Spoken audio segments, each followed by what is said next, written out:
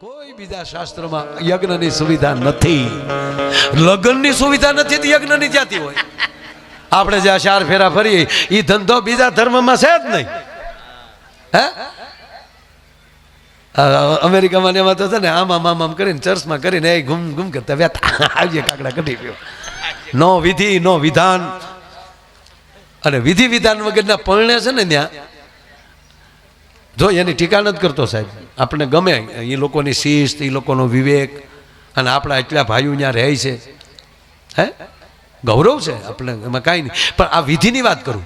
એક ભાઈ મને હમણાં પૂછ્યું, મને કે ભાઈ ત્યાં અમેરિકાના મૂળ લોકો છે એના દાંપત્ય જીવનમાં આપણા દાંપત્ય જીવનમાં ફેર શું? મેં કીધું ઘીમાં ઘાસ લેટમાં ફેર હોય એટલો ફેર. ત્યાં જો લગ્ન થાય અને પછી એટલો બધો બે પ્રેમ કરે, બે જણા એટલો બધો પ્રેમ કરે, એટલો બધો છૂટા જ ન પડે. એરપોર્ટ હોય તો બાવડા હાથે નાખીને હાલ્યા જ જતા ચટા ચટા.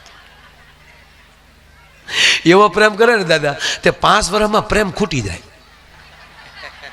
ઊંડા બોરમાલી સબમરી બલ્બ નાખીને કેમ પાણી ખૂટવાડી નાખી એમ પ્રેમને ક્યાંય લે 5મે વર્ષે છૂટા છેડા. અને આપણે તો હાથ હાથ ભવ હાલે. કેટલા ભવ? એક જન્મ નહીં, હાથ હાથ જન્મ. હું કામ આપણે રાયવાના તો વેળા હોય, અને બપોરે તો બાંધીને બેઠા હોય. બહુ અરે હકીકત ઝઘડવું એ એક પ્રેમ છે. બપોરે બાજ્યા પછી એક વાર બીજું પૂછું તમને, પતિ પત્ની ઝઘડવું એ કઈ ખરાબ નથી, પણ પ્રેમથી. આમ ઝપાઝપી નહીં. હાવ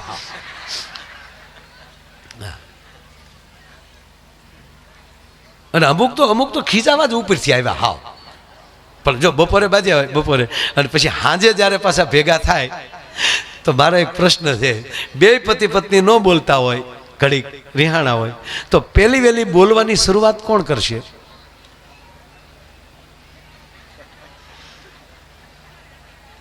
કરો આપણે એવું સ્વાદ. એ આપણી પાર્ટી છે, બધી આપણી પાર્ટી હો. એ આપણે પછી હાજે કરતા કરતા પાયા જાવ આમ. હા વેળી સા હા વાસું કે નહીં?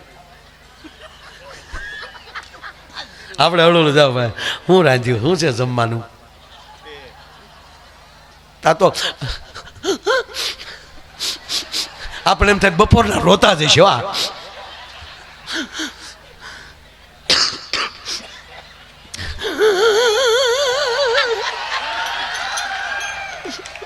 અડતાલી મને ખબર છે અમારે કેવી કેવી ગાળું દેતા હતા ને અત્યારે આવ્યો ગોરીઓ ગભેડે. હું રાંધ્યું મારો ટાટીઓ લાવજો, દાંત હું કાઢશો. અમારે એવડી ગાળું દેતા હતા. શિબલી માકડી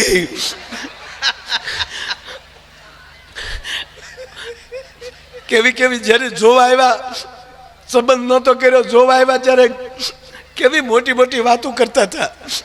અને તમારા ભાઈએ કહેતા હતા કે મારા દીકરાને ઇંગ્લિશ સિવાય ફાવતું નથી. પછી ખબર પડી ઇંગ્લિશ સિવાય ફાવતું નથી.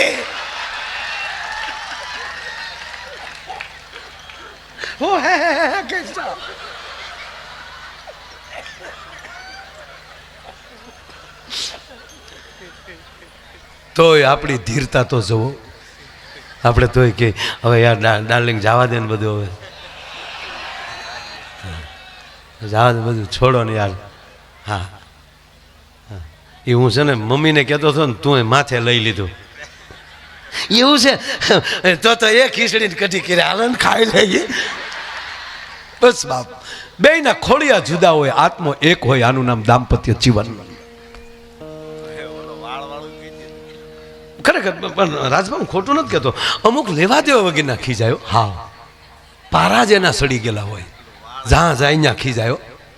એક છોકરાને એનો બાપો મારતો હતો ફડાફડી, અને છોકરો બિચારો તળેલા નાખે, પપ્પા મારો માં, પપ્પા છો કે પપ્પુડું છો, પપ્પુડું બોલશો. પાછા બે નાખે. પાડોશી કૂદીને આવ્યા કે શું કામ છોકરાને મારો છો? તેણે કીધું કે કાલ મારા છોકરાનું પરિણામ છે. કે પરિણામ કાલ છે તો આજ શું કામ મારો? કાલ હું બહાર ગામ જવાનો છું, એટલે કે આજ દાજ કાઢ લો એમ. એક મને સમજાતું નથી, માફ કરજો દાદા. એક વાત મને બહુ ગમે એટલે બહુ ગમે લ્યો ને. અત્યારે સમય જો દરેક કાળ હોય, દરેક વસ્તુનો ભાવ વધતો જાય ને. એક સમય જો તો મર્સિડીઝ કેટલા મળતી હતી, અત્યારે કેટલા થઈ ગયા. પહેલાં સોનાના કેટલો ભાવ હતો, અત્યારે કેટલા થઈ ગયા. પહેલાં કપડાનો ભાવ કેટલો હતો, અત્યારે કેટલા થઈ ગયા. પહેલાં જમીનનો ભાવ કેટલો હતો, અત્યારે દરેક વસ્તુની વૃદ્ધિ હોય છે, વધતું જાય.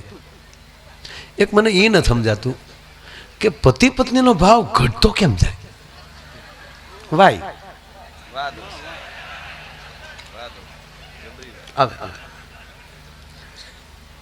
જ્યારે સંબંધ કર્યો હોય ત્યારે કેટલો પ્રેમ હોય, વેવિશાળ કરી લીધું હોય, સંબંધ કર્યો ને પછી જે પહેલી વાર જે મોબાઈલમાં જે વાતો કરતા હોય કોઈક દી સાંભળજો.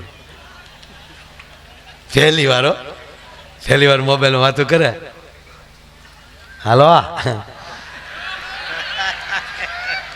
ઘુ બોલો,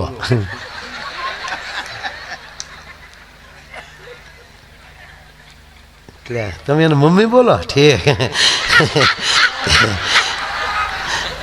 મમ્મી કેમ જવા, ક્યાં સિન્ટુ ક્યાં, આપો ને. હા હા એ ભાઈ અવાજ કરો, મને વાત હાલે.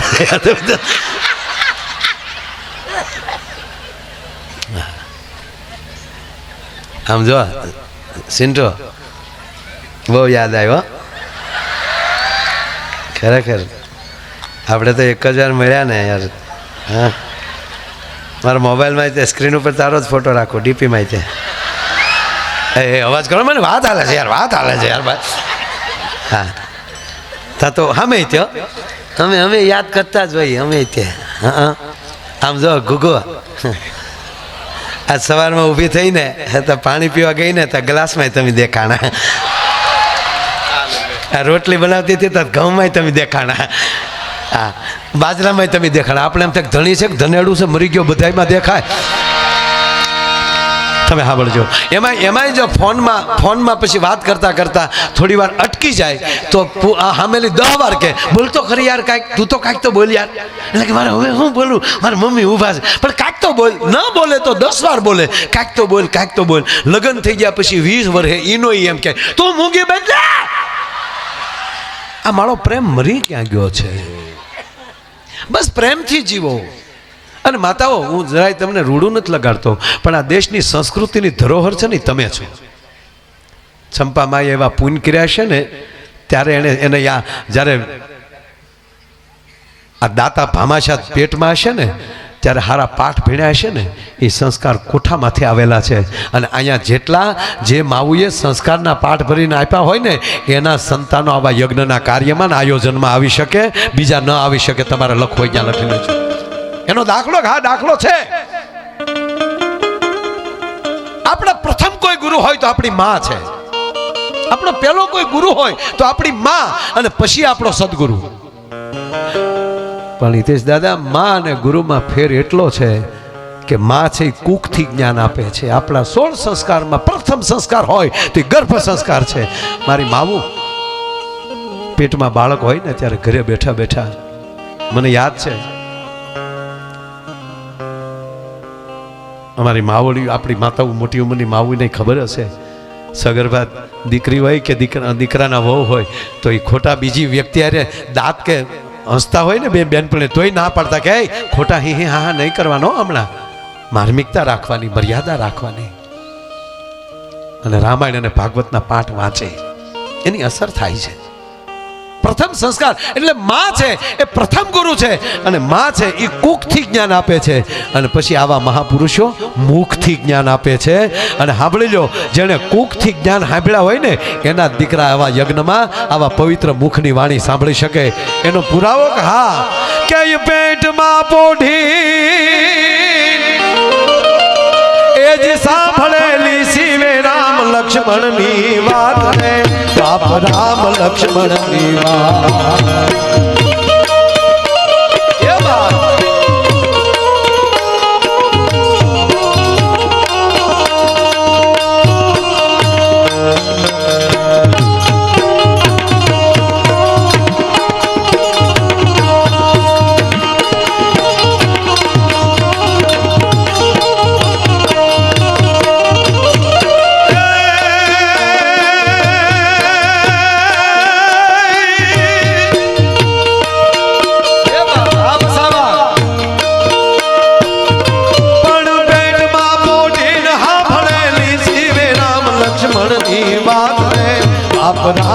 લક્ષ્મણની વાત. ત્રીજી વાત કહું, યુવાન દીકરી દીકરાઓ કાન ખોલીને સાંભળી લેજો. પગે લાગીને કહું, હું કોઈ જ્ઞાન કે સલાહ નથી દેતો સાહેબ, પણ આવા કાર્યમાં બેઠા છે ત્યારે કહું કે જે દીકરી દીકરા માવતરનું પેટ બાળીને માવતરને ન ગમે એવું કાર્ય કરીને જે પગલું ભરે ને જિંદગીમાં સુખી નહીં થાય. જ્યાં લખો અહીંયા લખી લેજો, તમારે જ્યાં લખો અહીંયા લખી દેજો. પેટમાં પોઢીને પેટમાં પોઢીને પેટમાં પોઢીને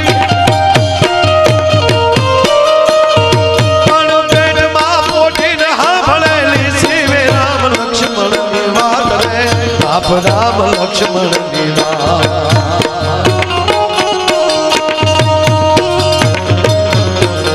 બાલોડાના મુખ સે દીધી ઉઠી એની મુખ દે દીધી. શિવાજી નીંદ રૂનાવે માતાજી જપાય. દાદા દેશનું શાસ્ત્ર આદેશની પરિસ્થિતિ તો જુઓ. આપણી જમવાનું ચાલુ કરીએ તો વેદને યાદ કરી અહમ વૈશ્વાનરો ભૂતવા પ્રાણીના દેહમાં. અરે છોડો યુવાનો, ખાસ કહો, કેવલ 3 શ્લોક પાકા કરી લેજો અને 3 શ્લોક હવારમાં બોલી જાઓ, તમને જિંદગીમાં તમારો વાળ વાંકો નહીં થાય. 3 જ શ્લોક. આપણા ભૂદેવો, આપણા વૈદિક બ્રાહ્મણોએ 3 શ્લોકની સ્થાપના કરી કે તમે 12 જ્યોતિર્લિંગના નામ ન લઈ શકો ને. કપૂર ગૌરમ કરુણાવતારમ સંસાર સારમ ભુજગેન્દ્રહારમ સદા વસંતમ હૃદયાર વિંદે ભવમ ભવાની સહિતમ નમામિ. 12 જ્યોતિર્લિંગના નામ આવી ગયા. હે માં, હે ભવાની, હે ઉમા, ઉમા સહિત હું શિવને વંદન કરું છું. ભગવાન 24 અવતારના નામ ના આવડે. મંગલમ ભગવાન વિષ્ણુ મંગલમ ગરુડધ્વજ મંગલમ પુંડરીકાષ્ટમ મંગલાય તનો હરિ. વિષ્ણુ ના આવી ગયા અને શક્તિને સર્વ મંગલ માંગલ્ય શિવે સર્વાર્થ સાધિકે શરણે ત્રંબકે ગૌરી નારાયણી નમસ્તુતે. સાહેબ એમાં જગદંબાઓના, નવે દુર્ગાના તમામના નામ આવી ગયા. આ 3 આવડી જાય ને પછી ગુરુ વંદના કરી અને તમારા ઈષ્ટદેવને, તમારી કુળદેવી કાયમ તમારી ઉપર ખમકારા કરશે. એટલે સંસ્કારની જરૂર છે. શું કે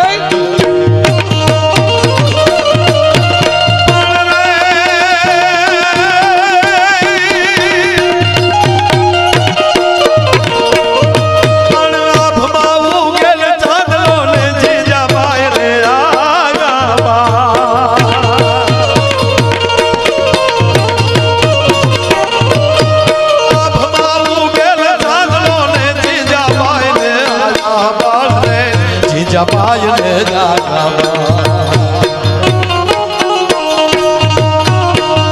બાલોડાની માતહી ચોરે રાણા રાણ ડોગરા ડોલે શિવાજીને નિદર આવે માતાજી જપાય આવે શિવાજીને નિદર માતાજી જપાય.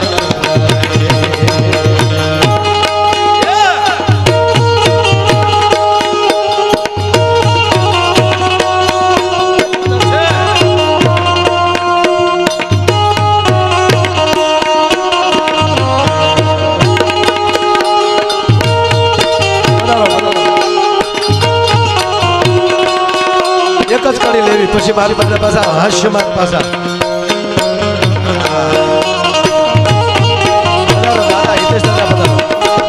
યજમાન અને આચાર્ય બે પધાર્યા છે. 2 ને તાળીઓથી બતાવો. યજમાન અને આચાર્ય બે. શાબાશ. બહુ છે.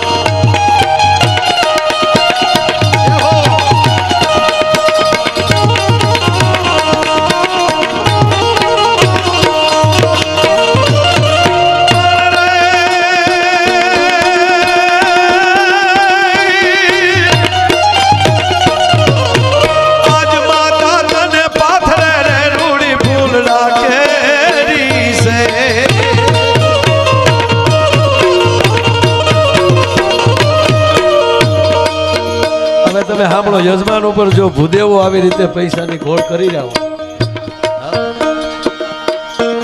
આજ માતા તને પાથરે રે રૂડી ફૂલડા કેરી સેજ રે શિવા ફૂલડા કેરી સેજ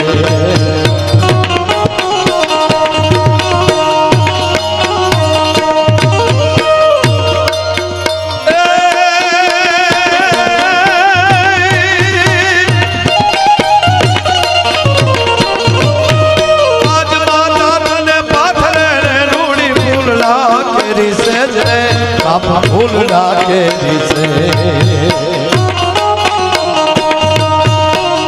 કાલે તારી વીર પથારી પાથર છે વિષ પૂજાને શિવાજી ને નિદન નામે માતા તુજા પાય ચુનાવે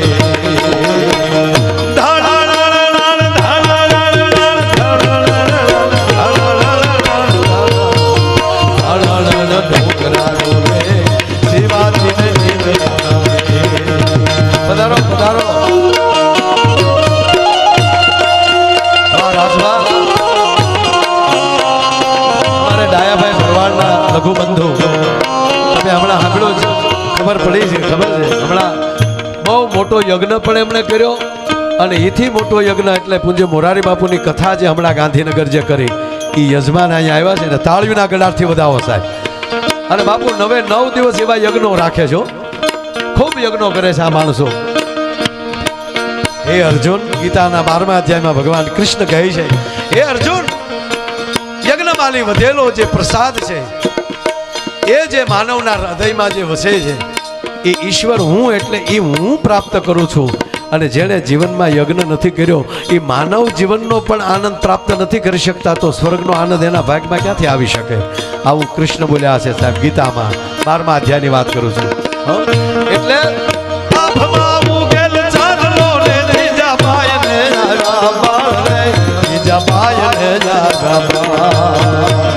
બાલુડાની માદગી છોડે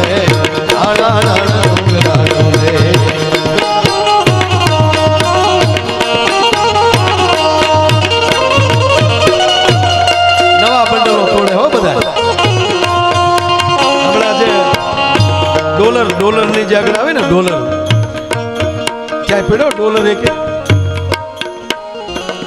ટૂંકમાં એ મને અંગ્રેજી નથી આવડતું પણ ડોલર જેને પે હોય ને એમાં વાંચજો. ડોલરની ઉપર લખ્યું છે, એનું ચોખ્ખું ગુજરાતી કહું કે હું ભગવાનમાં વિશ્વાસ રાખું છું. આવું આઈ ટ્રસ્ટ ઇન ગોડ એવું કંઈક લખેલું આવે છે ડોલરની ઉપર.